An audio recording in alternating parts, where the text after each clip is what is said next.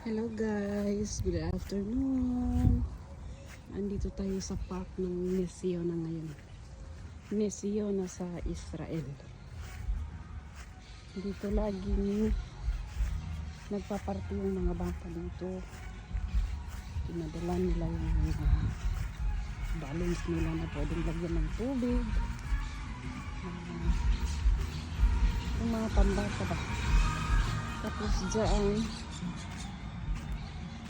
dyan nila yung yung mga aso. Laruan ng mga aso. Yun sila kaya mga aso lahat nandyan. Tapos hanggang dyan. Hanggang dyan yung park. Masarap pag nalabas ako ng kasi lagi ako nalabas ng 2 hours. Everyday o kay more. Depende sa anak ng alaga ko na magbabantay sa